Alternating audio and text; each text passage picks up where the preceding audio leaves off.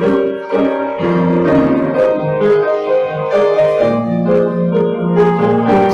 damos gracias, Señor, en esta mañana por tu palabra y te pedimos, Señor, que tú seas quien dirija la meditación en esta hora. Que, Señor, ninguna palabra torpe salga de nuestra boca, sino que, Señor, todo lo que se diga en esta hora, que es la meditación de tu palabra, sea también de edificación para nuestras vidas, Señor. Te lo pedimos por Cristo Jesús. Amén. Pueden tomar su lugar, hermanos.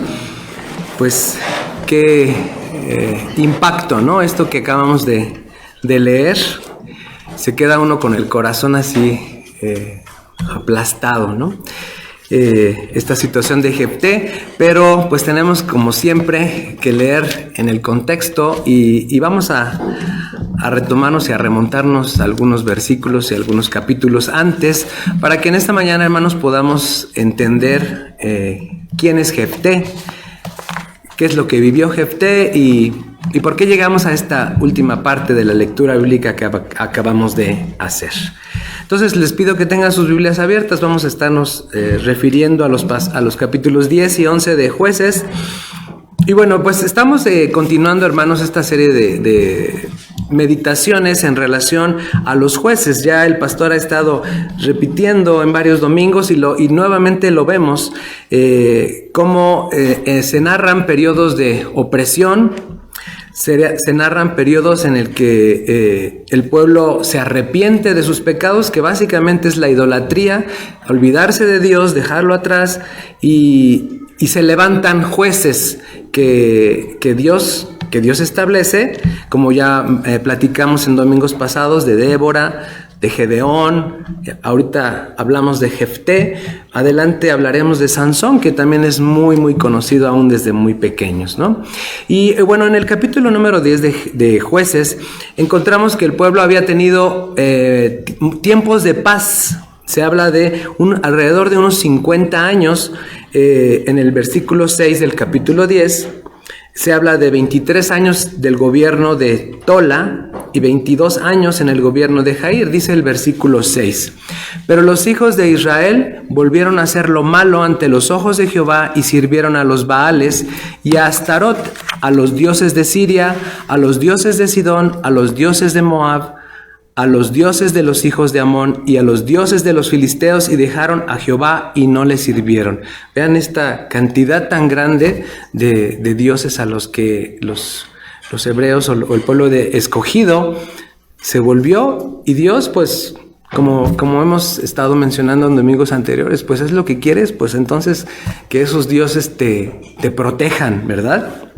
Y una vez más, dice el versículo 7, se encendió la ira de Jehová contra Israel y los entregó en manos de los filisteos y en manos de los hijos de Amón, los cuales oprimieron y quebrantaron a los hijos de Israel en aquel tiempo 18 años, a todos los hijos de Israel que estaban al otro lado del Jordán, en la tierra del amorreo que está en Galaad.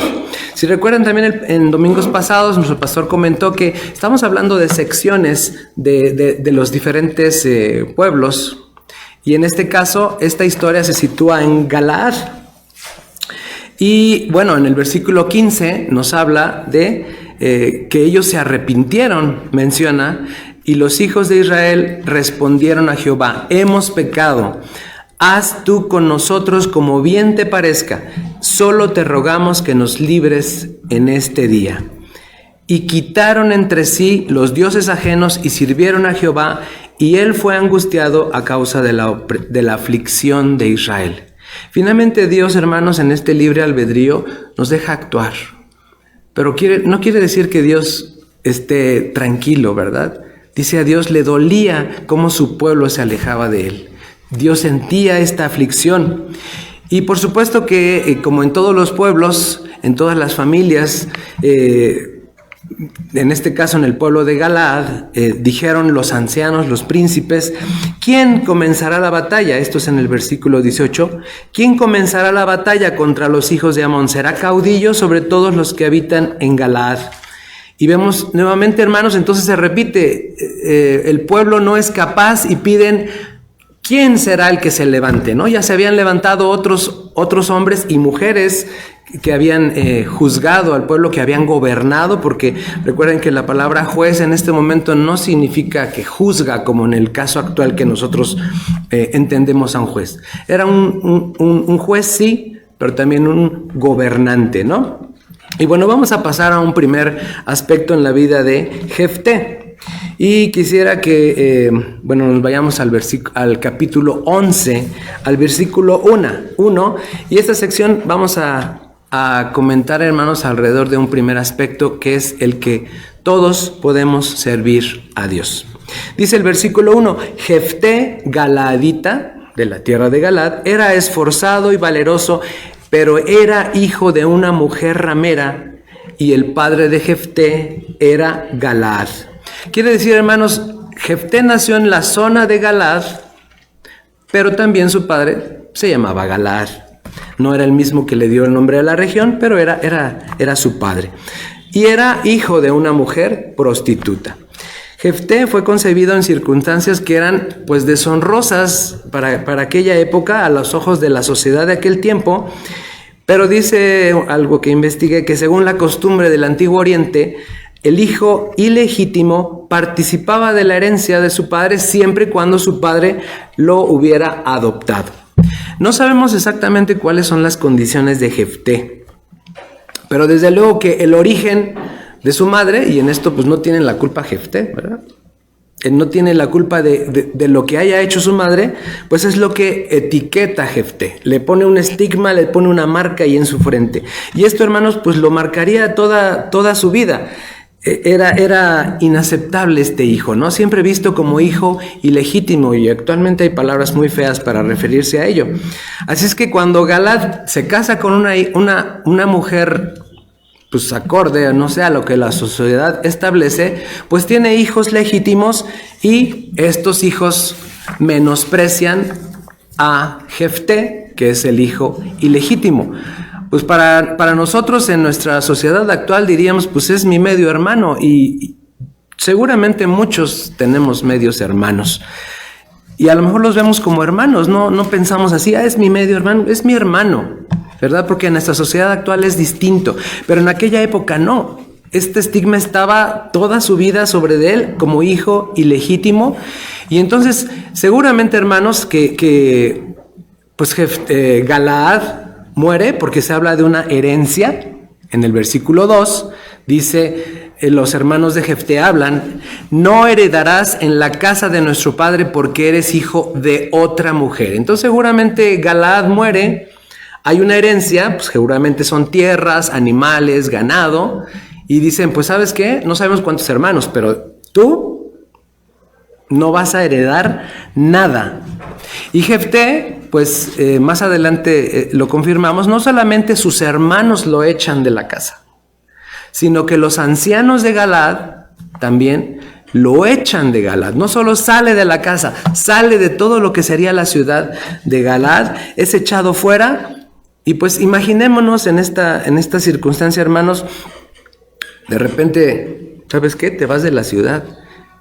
Y pues si yo ya tenía mi vida aquí, pues te vas afuera.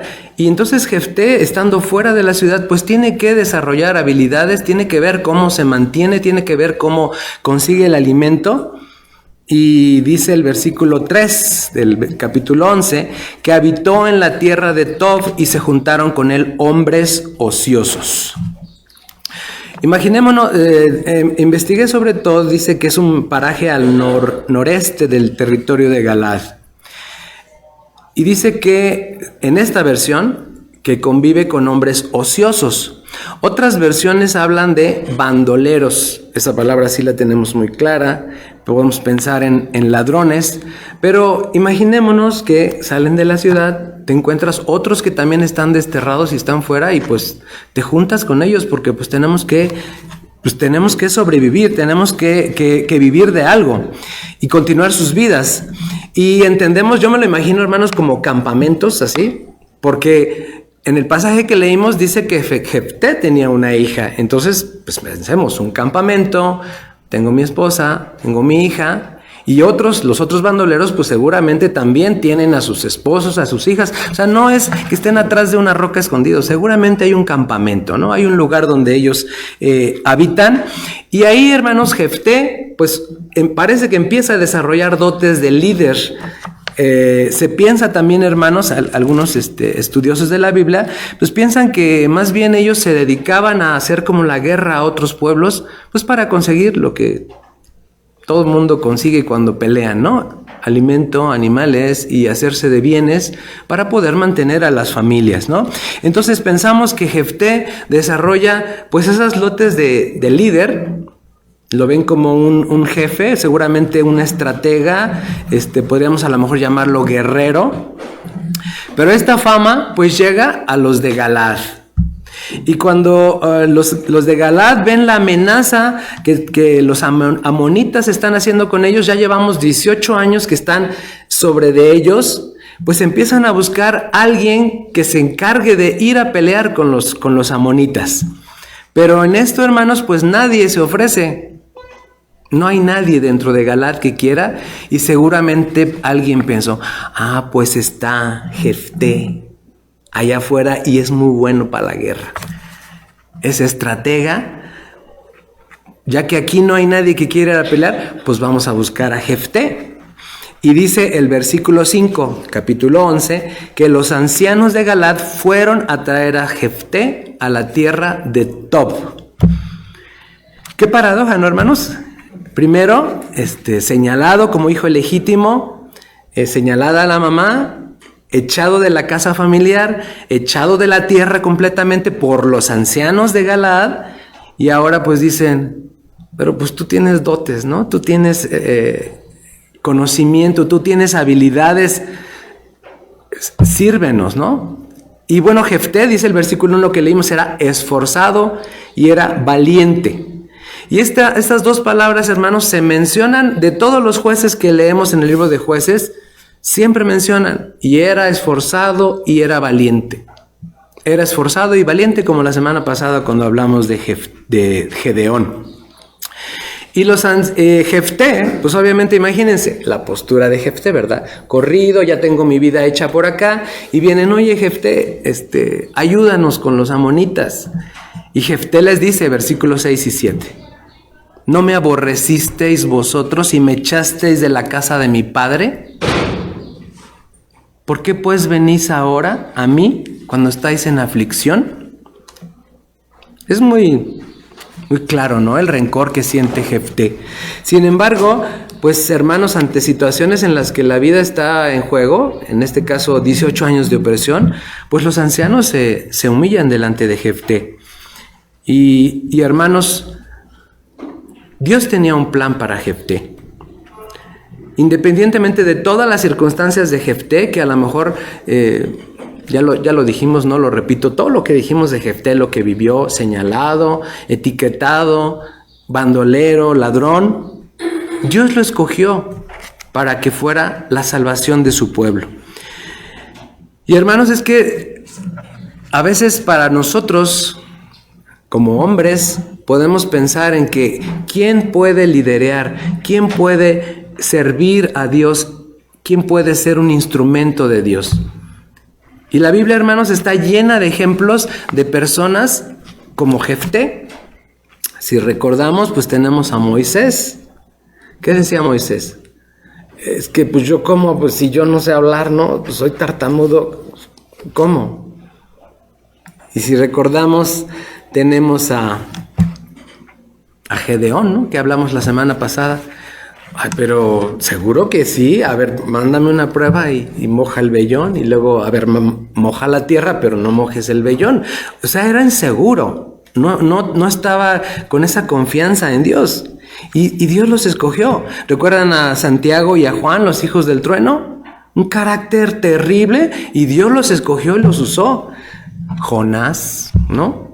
Me mandas a predicar y ahora los perdonas. Tiene mal carácter. Y bueno, ¿qué decimos de Pablo, hermanos? Persiguiendo a la iglesia, matándolos. Y después, Dios lo escoge. Entonces, hermanos, así lo mismo pasa con Jefté. Dios escoge a aquellos que le van a servir, No importa el origen, no importa, hermanos, si lo que vivimos antes, no importa el origen de mis padres, no importa lo que hicieron ellos. Es más, hermanos, no importa el mismo pecado como en Pablo. No importa lo que hayamos vivido, lo que hayamos hecho. Hermanos, Dios tiene un plan para cada uno de nosotros. Dios nos escoge, Dios nos usa. Entonces, hermanos, cuando Dios nos muestre esa necesidad en nuestras iglesias, en nuestra iglesia, esa necesidad de servirlo, no pensemos, pues yo quién soy, hermano. Pues yo ni sé, hermano, ni sé Biblia, ni sé hablar. Si Dios nos está llamando, hermanos, tengamos por seguro que hay un plan y debemos estar con nuestros oídos atentos, nuestros ojos abiertos para cuando Dios nos llame a servir. Y si sentimos, hermanos, que nos falta, pues Dios es el que capacita, Dios es el que nos fortalece, pero hermanos, Dios quiere que le sirvamos. Por eso decía yo en este primer aspecto, todos podemos servir. No importa la edad, no importa el carácter, no importa la preparación, todos podemos servir. Dice el versículo en 1 Corintios 1, 27 al 31, sino que lo necio del mundo escogió Dios para avergonzar a los sabios, y lo débil del mundo escogió Dios para avergonzar a lo fuerte, y lo vil del mundo y lo menospreciado escogió Dios, y lo que no es para deshacer lo que es, a fin de que nadie se jacte en su presencia. Entonces, hermanos, volviendo a Jefté, versículo 8, capítulo 11, los ancianos continúan hablando y dicen, para que vengas con nosotros y pelees contra los hijos de Amón y seas caudillo de todos los que moramos en Galaad. Entonces los ancianos, hermanos, reconocen estas habilidades, reconocen este valor. Ahí sí no nos importa lo que haya vivido o las etiquetas que tenga, le piden que sea su líder. Y Jefté, por supuesto, deseamos con este rencor que tiene, pues ya no tiene tanta confianza. Dice, si me hacéis volver para que pelee contra los hijos de Amón y Jehová los entregare delante de mí, ¿seré yo vuestro caudillo? O sea, Jefté pone sus condiciones, ya los conoce, ya sabe pues lo que hicieron con él, lo echaron, ¿no? Años antes, no sabemos cuánto tiempo antes, y le impidieron tomar su herencia, aunque era hijo ilegítimo, pero había una posibilidad. Y también Jefté sabe el riesgo de morir. Si me voy a pelear contra los amonitas que tienen 18 años aquí oprimiéndonos, pues también es una posibilidad. Pero el versículo 10, hermanos, dice que los ancianos respondieron a Jefté, Jehová sea testigo entre nosotros, si no hiciéramos como tú dices. Y entonces Jefté vino con los ancianos de Galaad y el pueblo lo eligió por su caudillo. Los ancianos aceptaron esa petición. Hubo algo así, hermanos, como una consulta, porque dice el versículo 11, el pueblo lo eligió como su caudillo. Dice la historia que Jefté fue el 9º juez de Israel y gobernó durante 6 años. Y en esto, hermanos, entonces podemos estar bien seguros. Todos podemos servir a Dios. Y no importa aquí, como veamos a Jefté, que fue, algunos dijeran, colmilludo, ¿verdad? Dijo, sí voy a ir, pero me voy a asegurar, ¿no? O sea, no voy a ir a ganar una guerra y después me vas a echar. O sea, aseguramos nuestra situación y nuestra posición. Y bueno, hermanos, vamos a pasar a un segundo aspecto, ya que entendemos que todos podemos servir a Dios. Y ahora quisiera que me reflexionaras un poco en otro aspecto. Si estamos en manos de Dios, debemos confiar plenamente que Él nos dará la victoria. Entonces, a pesar de todo lo que vivió Jefté, de sus etiquetas, dice el pasaje en el libro de Samuel, 1 Samuel 12:11, ahí el profeta Samuel habla acerca de varios jueces. Dice este pasaje, entonces Jehová envió a Jerobaal, a Barak, a Jefté y a Samuel, y os libró de mano de vuestros enemigos en derredor y habitasteis seguros. Este comentario es para que tengamos, hermanos, la certeza de que no fueron los ancianos los que lo eligieron. Dios eligió a Jefté. Dios eligió a Jefté. Y dice, volviendo al capítulo 11 de Jueces, que dice: y Jefté habló todas sus palabras delante de Jehová en Mizpa.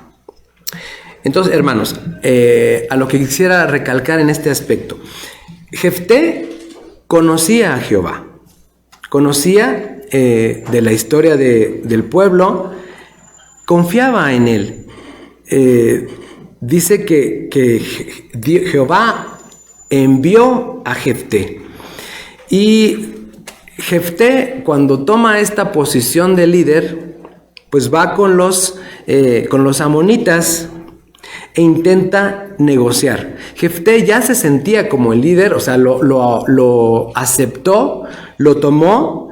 Dice, Jefté era hombre de fe y se refirió a la tierra como si ya fuera de él antes de comenzar a pelear por ella.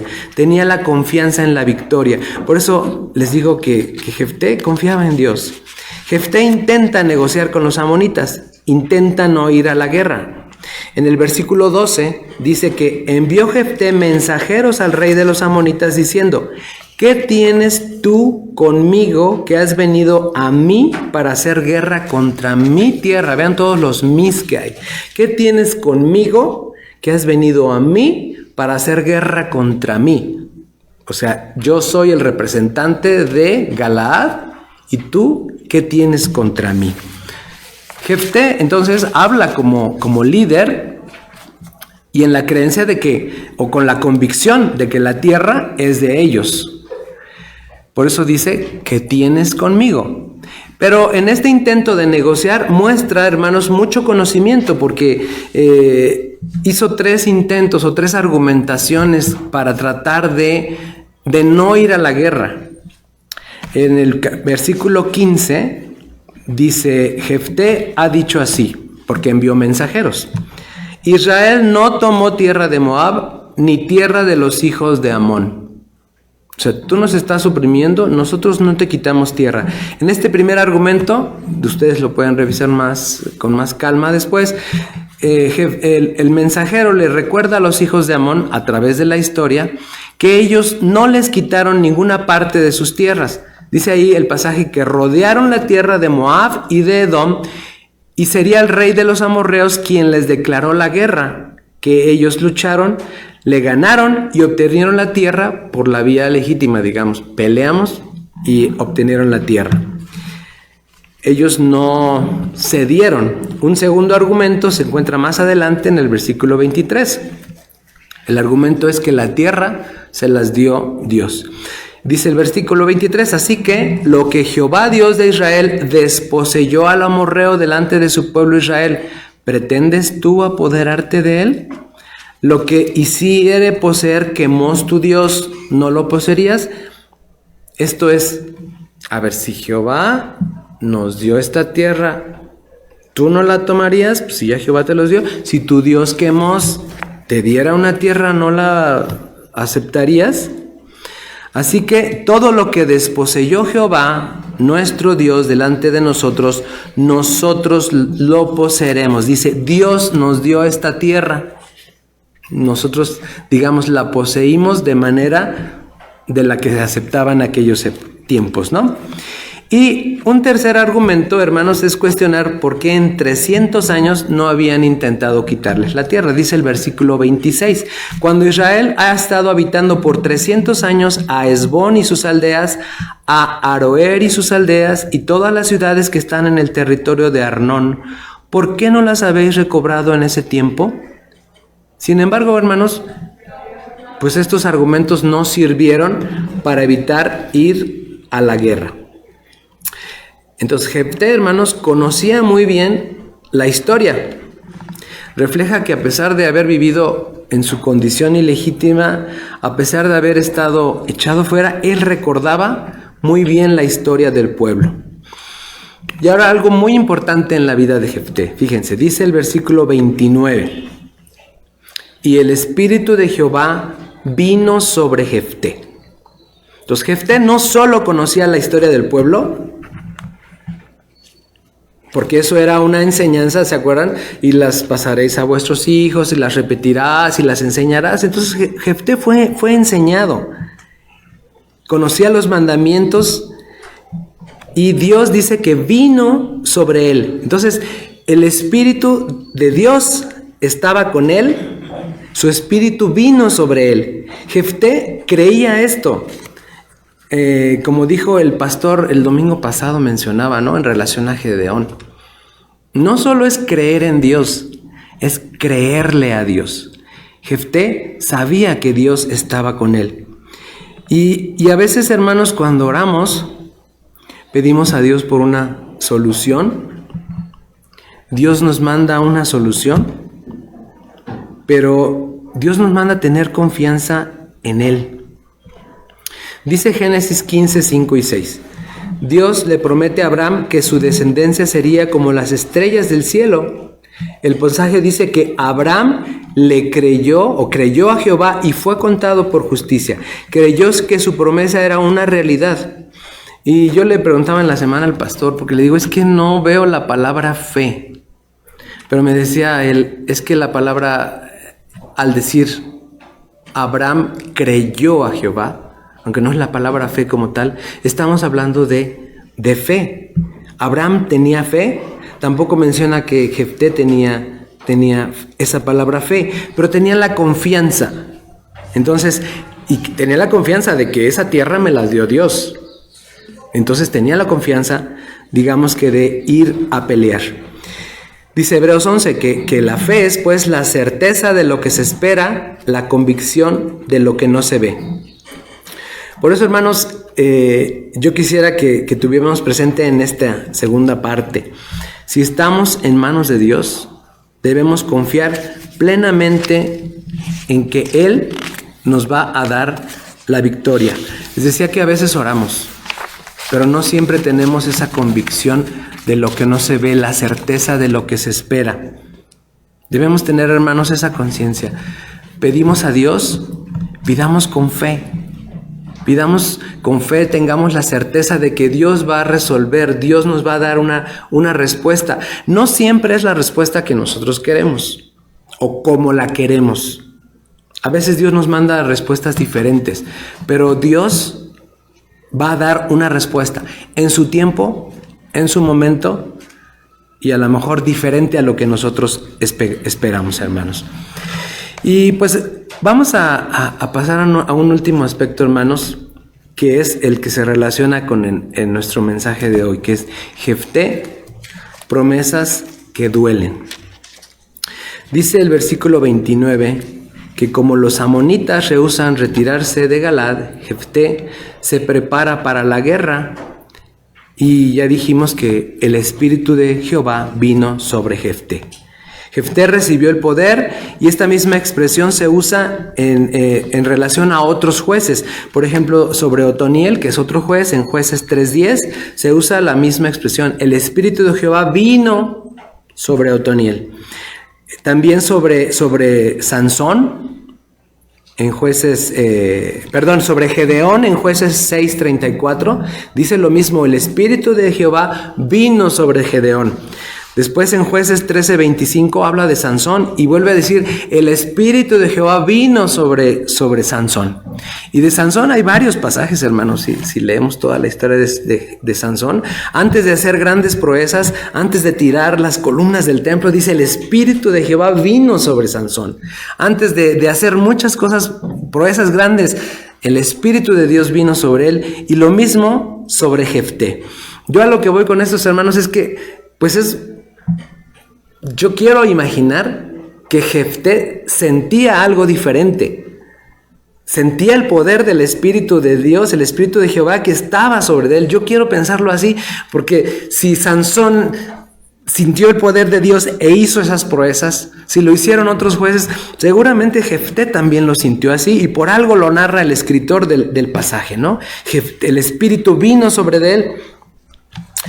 Pero todavía, hermanos, sintiendo este poder de Dios, Jefté no está solo, no solamente con sus compañeros que estaban ahí afuera de Galaad. Dice el versículo 29, y pasó por Galaad y Manasés. son otras ciudades. Y de ahí pasó a Mizpa de Galaad. Y de Mizpa de Galaad pasó a los hijos de Amón. Según algunos comentaristas que encontré sobre esto, es que estas ciudades también estaban sometidas por los hijos de Amón. Entonces va con ciudades que están padeciendo lo mismo, algo así como en la historia de los que pelearon contra Tenochtitlan, ¿verdad? Contra los mexicas. Pues vamos con las ciudades, con los pueblos que están sometidos y pues vamos a pedirles ayuda. Entonces Jefté se arma de un grupo fuerte, arma un ejército grande. Entonces yo quisiera pensar, hermanos, que como que era suficiente, ¿no? Sentir, ya tengo el Espíritu de Dios sobre mí, tengo el apoyo de Galaad, obviamente había guerreros, tengo el apoyo de mis compañeros afuera, tengo el apoyo de otras ciudades, pero sin embargo en esta debilidad humana, hermanos, pues creo que Jefté no estaba tan seguro de que iba a obtener la victoria. Por eso llegamos al punto de este mensaje, ¿no? El versículo 30. Y Jefté hizo voto a Jehová. Esta palabra voto dice en diccionarios que es una promesa solemne que se hace a Dios. Entonces voto vamos a tomarlo como sinónimo de promesa. Se hace una promesa de cumplir o de abstenerse de hacer algo. En este caso, que Dios me conceda algo, ¿no? Y esto se hace de forma voluntaria, o sea, nadie obligó a nadie. Pero este voto, hermanos, se considera sagrado. Y ahorita menciono el pasaje que habla acerca de los votos. Todo un capítulo del libro de los Números que habla acerca de los votos y cómo deben ser. Entonces, Jefté, hermanos, hizo un voto y dijo, si me entregares a los amonitas en mis manos, cualquiera que saliere de las puertas de mi casa a recibirme cuando regrese victorioso de los amonitas, será de Jehová y lo ofreceré en holocausto.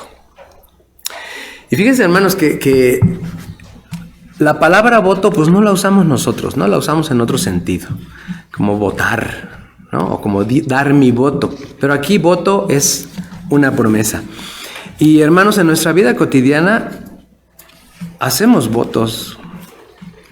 En este caso, voto es a Dios. Pero en la vida cotidiana, hermanos, hacemos muchos votos, promesas allá afuera, de trabajo, promesas de cumplir ciertas cosas, promesas de hasta nuestros hijos, ¿no? Prometemos cosas. Pero aquí dentro de la iglesia, hermanos, hacemos votos, aunque les llamamos muchas veces promesas, pues si ustedes recuerdan, hermanos, los que se han casado en la iglesia, pues hablamos de votos matrimoniales, ¿no? Hablamos de votos o promesas cuando somos ordenados oficiales de la iglesia, tanto diáconos como ancianos, hacemos votos. Cuando nos recibimos como miembros de la iglesia, hacemos votos. Ahorita, como fue una recepción con los hermanos por testimonio, no se hicieron promesas de parte de ellos, aunque nosotros les dijimos, prometemos velar por ustedes, prometemos orar por ustedes, ¿verdad? Prometemos. Entonces hay que tener mucho cuidado, hermanos, porque hacemos votos, hacemos promesas aquí en el templo, delante de Dios, y a veces esas promesas pues las hacemos a la ligera. Los que son esforzadores, han sido esforzadores en las sociedades de esfuerzo cristiano. ¿No leíamos cada mes en la consagración? El voto del esfuerzo cristiano. ¿Y qué dice? Prometo, claro, ahí tiene la palabrita, que procuraré hacer todo lo que Él quiera que yo haga. Que la regla de mi vida será hacer oración y leer la Biblia todos los días y sostener mi iglesia de todas las maneras que me sea posible, especialmente asistiendo a los cultos, dice el voto del esfuerzo, tanto en domingo como entre semana. Pero cuando nos recibimos de miembros también hacemos votos de asistencia, votos de fidelidad, votos de sostener a nuestra iglesia de todas las maneras que nos sea posible. Entre ellas también la parte material, ¿verdad? Sostener con nuestro trabajo. Entonces, hermanos, hacemos muchos votos y tenemos que pensar, bueno, que esos votos son sagrados, les decía yo. Son sagrados y deben cumplirse a Dios. Y bueno, el voto que hizo Jefté, cualquiera que saliere de las puertas de mi casa a recibirme cuando regrese victorioso, será de Jehová y lo ofreceré en holocausto. Qué terrible, ¿no? Esto no era tan... ¿Por qué hizo este voto? Si ya tenía todo el poder del Espíritu Santo con él y tenía muchas gente, yo no lo sé por qué lo hizo, pero lo hizo, hermanos. Y es que fue muy atrevido, porque dice cualquiera que saliere. Podría haber sido un animal, podría haber sido una persona, podría haber sido un humano, podría haber sido un siervo, un criado, podría haber sido su esposa o su hija. Y fue precisamente, hermanos, pienso que este elemento de riesgo en la mente de Jefté, pues le daba más peso, ¿no? A la solicitud que le estaba haciendo, a lo que le pedía a Dios. Si Jefté no hubiera hecho esta promesa, yo lo creo, que Dios le habría dado la victoria. Y él de todos modos hubiera tenido que ofrecer sacrificios, agradeciendo, hubiera tenido que matar seguramente muchos animales, hacer muchos sacrificios para dar gracias a Dios por esta victoria. Sin embargo, pues él hizo este voto. O sea, Jefté conocía la ley de Dios. Les decía que en Levítico, el capítulo de Levítico habla acerca de los votos. Y dice el versículo 2, habla a los hijos de Israel y diles, cuando alguno de vosotros ofrece ofrenda a Jehová de ganado vacuno u oveja, haréis vuestra ofrenda. Pero dice el versículo 2, parece que espero que esté bien la cita, Levítico 22.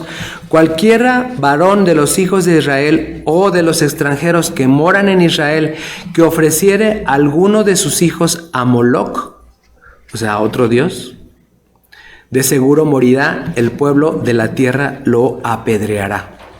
Esto fue en la ley de Moisés. Entonces, a Dios no le agradaban los sacrificios humanos. Él por eso pedía sacrificios de animales escogidos, animales perfectos a los ojos de los hombres. Pero Dios no quería sacrificios de humano. Entonces, por eso decía, este voto de Jefté, pues fue atrevido. No pensó exactamente qué cosa es lo que iba a salir o quién iba a salir, ¿no? Jefté tuvo un error, o Jefté dudaba mucho de la posibilidad de ganar. No lo sabemos. O fue un voto de arrogancia, un voto de soberbia. Hay varias palabras que usan los comentaristas bíblicos para describir el por qué podría haber hecho este voto.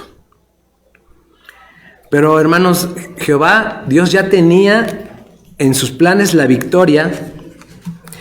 Ya estabas en las manos de Jefté. Dice el versículo 33 que 20 ciudades y hasta la vega de las viñas los derrotó con muy grande estrago. Así fueron sometidos los amonitas por los hijos de Israel. Se le dio una victoria tremenda. Imagínense, 20 ciudades, pues debe haber peleado, no sé si 20 batallas, o se juntaron las 20 ciudades y pelearon contra, pero el ejército los derrotó. Y hermanos, pues obviamente Jefté se sentía feliz, alegre, desbordaba, ¿no? Alegría, pues gané. Pero, ¿cuál sería la tristeza que al llegar a su casa, dice el versículo 34, he aquí su hija que salía a recibirle con panderos y danzas, y ella era sola, su única hija, no tenía fuera de ella hijo ni hija. El dolor, hermanos, de Jefté es indescriptible. Cada uno de nosotros como padres, pues sabemos, ¿no?, que damos lo más por nuestros hijos. Si tenemos que sacrificarnos, nos sacrificamos. Si tenemos que conseguir prestado, lo prestamos. Algo por la salud, por el bienestar de nuestros hijos, lo hacemos. Seguramente la hija de Jefté era así. Era algo que él atesoraba. Su única hija era la posibilidad de su descendencia. Pero cuando la ve, dice el versículo 35, que rompió sus vestidos y dijo, ay, hija mía, en verdad me has abatido y tú misma has venido a ser causa de mi dolor, porque le he dado palabra a Jehová y no podré retractarme. Un comentarista bíblico que encontré dice que Jefté no lamenta lo que su hija tenía que sufrir, lamenta su propia pérdida y de hecho como que acusa a ella de haberlo abatido, porque habla en relación a él. ¿Cuánto me has abatido a mí? y le voy a tener que cumplir a Jehová. No dice, hija mía, vas a morir. No dice así, ¿verdad? ¿Cuánto me has abatido a mí? Pero hermanos, Jefté conocía esta parte del Levítico cuando habla acerca de los votos y sabía que eran promesas que debían cumplirse, pues porque ¿y qué dice? Eran promesas sagradas a Dios. Él sabía lo que podía pasar si rompía la ley de Dios, si no cumplía lo que había prometido. Eclesiastés 5:4, hermanos, dice: cuando a Dios haces promesa, no tardes en cumplirla, porque Él no se complace en los insensatos. Cumple lo que prometes. Y es por eso, hermanos, que debemos ser muy conscientes de que si hemos hecho votos, podría ser una buena práctica, hermanos, recordar los votos que hemos hecho en nuestra vida, pensar en la seriedad de las palabras que hemos expresado. De repente algunos matrimonios, cuando ya pasan muchos años, yo creo que lo han visto, dicen: queremos renovar nuestros votos. Y vienen aquí enfrente en una ceremonia especial y recuerdan aquellos votos, ¿no? De fidelidad, de amor, de cuidados, dicen: en las buenas, en las malas, enfermo, sano, en la riqueza, en la pobreza, estaré contigo. Debemos recordar, hermanos, entonces que nuestras promesas a Dios no deben ser a la ligera, deben ser razonadas, deben ser conscientes, tomando en cuenta las complicaciones, y que, hermanos, Satanás va a venir a tratar de interferir con que nosotros cumplamos las promesas que hacemos a Dios. Debemos hacerlas con seriedad que merece, y porque cumplirlos, hermanos, es para honra y gloria de Dios. Yo sé, hermanos, que este pasaje es solo los versículos que leímos, habría muchísimas cosas que pensar en relación a la hija de Jefté, de la cual ni siquiera tenemos el nombre, ¿no? La hija de Jefté fue no sé si usar la palabra noble, aceptó la voluntad. ¿Y qué dice el versículo, hermanos? Que pues ella dijo: pues si eso prometiste, pues así se haga, Padre, ¿no? Padre mío, dice el versículo 36, si le has dado palabra a Jehová, haz de mí conforme a lo que prometiste, ya que Jehová ha hecho venganza en tus enemigos, los hijos de Amón. Y dice que le pide irse 2 meses a llorar su virginidad. Y de esto, hermanos, pues dice que se quedó una costumbre, ¿no? Lo leímos en el pasaje. La costumbre de que las doncellas, las vírgenes, cada año recordaran, dice, durante 4 días el sacrificio que se hizo de la hija de Jefté. Y les decía, hermanos, que esto creo que podría ser solo un tema así profundísimo, que yo no quise tomarlo así, pero solamente hablar de la hija de Jefté hubiera sido una gran una meditación muy profunda, y a lo mejor para la femenil, ¿no? Ahí tenemos a una mujer digna de la cual podemos hablar. Quisiera terminar, hermanos, con estas promesas que duelen. Dice Eclesiastés 5, entonces 5, versículo 4, cuando Dios haces promesa, no tardes en cumplirla, porque Él no se complace de los insensatos. Cumple lo que prometes, porque mejor es que no prometas a que prometas y no que prometas y no cumplas. Y también, hermanos, dice 1 Samuel 15:22, Samuel lo dice: ciertamente el obedecer es mejor que los sacrificios, y el prestar atención es mejor que la grosura de los carneros.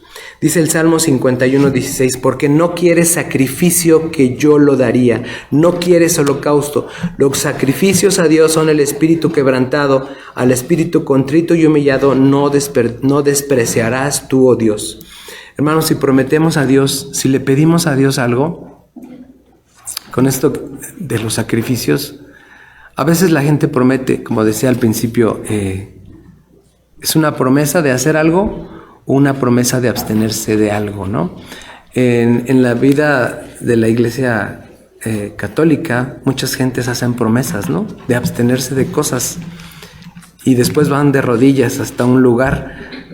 Pero a veces, pasado el tiempo, mi padre tenía un amigo, digamos, era el señor que me cortaba el pelo cuando era yo chiquito, y era alcohólico, y este hombre prometía y juraba, ¿no? Le juraba, Y decía, no voy a tomar quién sabe cuánto tiempo y meses, y no tomaba, se abstenía. Y cuando cumplía ese tiempo, se iba de rodillas y después al festejo, y me contaba mi papá, y terminó en el hospital, ¿no? Porque del festejo, pues ya, ahora sí ya puedo tomar, y tomaba. Entonces, esas son promesas insensatas, promesas, y Dios no quiere sacrificios, hermanos. Dios quiere, dice, el corazón contrito y humillado es lo que quiere de Dios. A lo que quiero llegar, hermanos, es que si queremos, pidamos a Dios, y nuestro corazón contrito y humillado, nuestro servicio es lo que podemos entregar a Dios como promesa. No necesitamos prometer sacrificios, ¿no? Sacrificios que duelan, sacrificios, porque eso no lo quiere Dios, no quiere holocaustos. Seamos justos, hermanos. Dice Miqueas 6, 8 y 9, y con eso termino, en la traducción a lengua actual. Pero ya Dios les ha dicho qué es lo mejor que pueden hacer y lo que espera de ustedes. Es muy sencillo. Dios quiere que ustedes sean justos los unos con los otros, que sean bondadosos con los más débiles y que lo adoren como su único Dios. Oremos a Dios, hermanos, para que Él nos ayude a comprometernos, a prometer con su causa, con lo que es bueno delante de Él, que se resume también en Mateo 22, 37. Amarás a tu Dios, al Señor tu Dios, con todo tu corazón y con toda tu alma y con toda tu mente. Y la otra parte, amarás a tu prójimo como a ti mismo. Eso es, hermanos, lo que quiere Dios de nosotros. Si queremos prometer, si queremos pedirle a Dios que oiga nuestra oración, el corazón contrito y humillado, hacer justicia, hacer misericordia, ser humilde delante de Él, amar a nuestro prójimo, es lo que Dios quiere cuando nosotros prometemos.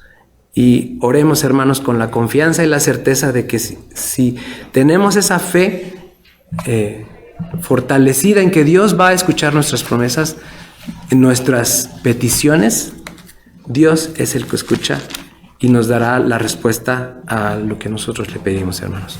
Vamos a orar, hermanos.